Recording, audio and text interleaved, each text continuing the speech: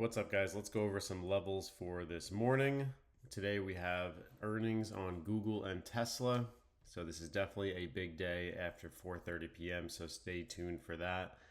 Taking a look at QQQ, we are trading near all-time highs at 566.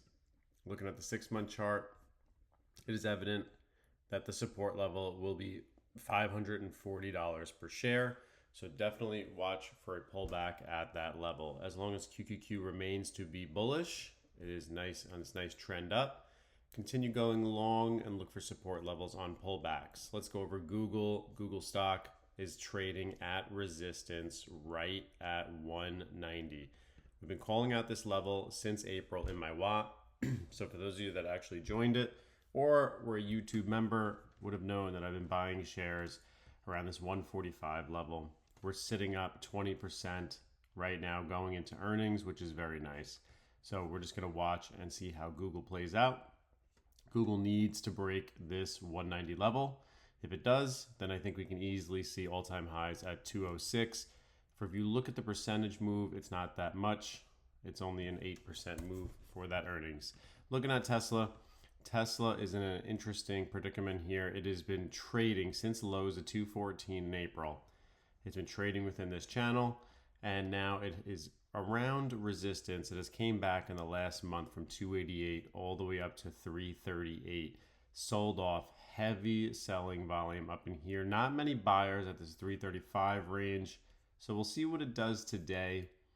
I wouldn't be surprised if we get a touch of 340 today, but that's only if it doesn't sell off.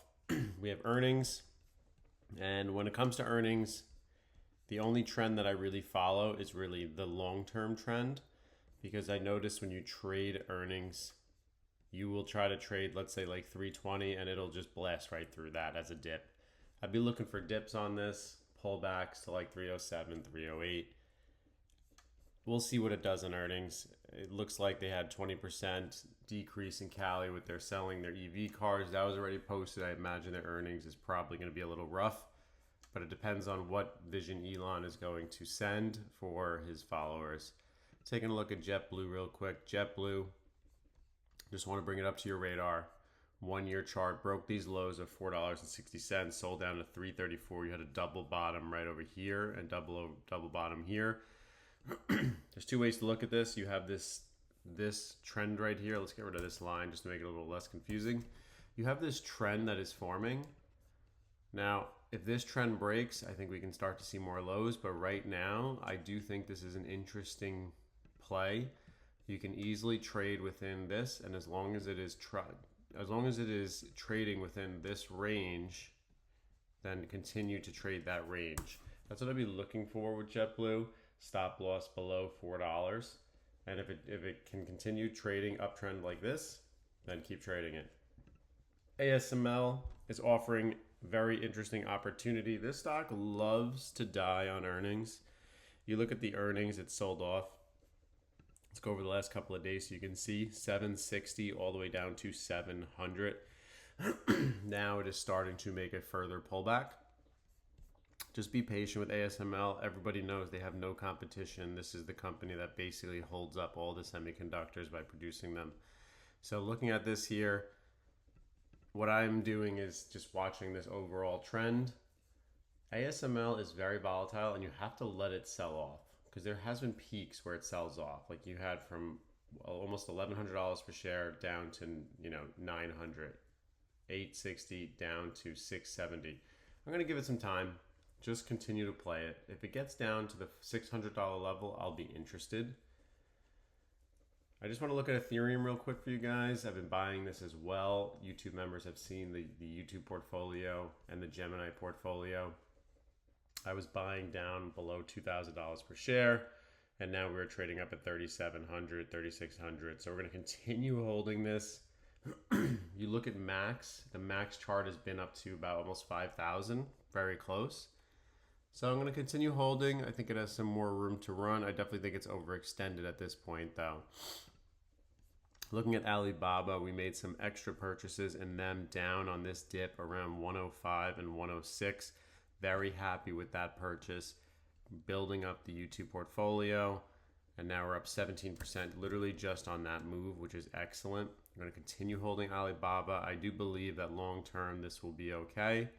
I am holding for this move back up to about 300, which would be about 150% gain, but I'm maintaining that 5% allocation in the portfolio. You want to maintain good risk management with individual stocks, so you need to be cautious of that.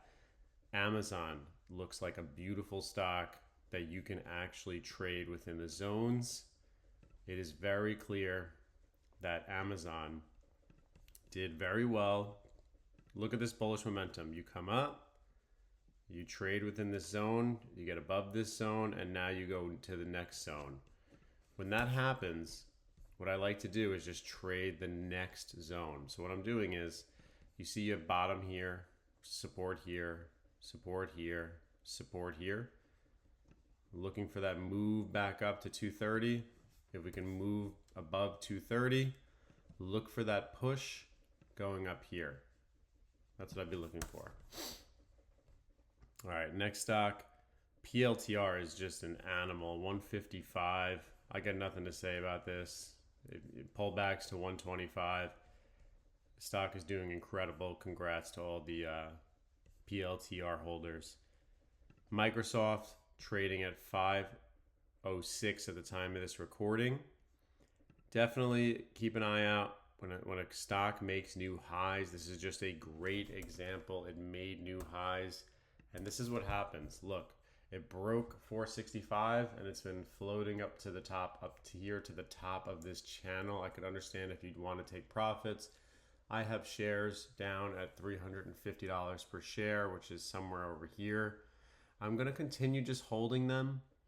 I'm not going to sell them. I'm going to hold them long term, and let's see if it just continues to appreciate. United Healthcare, this is another stock that I'm very interested in. They have earnings in about 2 weeks. We're going to get some clarification. Everybody on X and Reddit seems to think that this is the greatest buying opportunity known to man right now.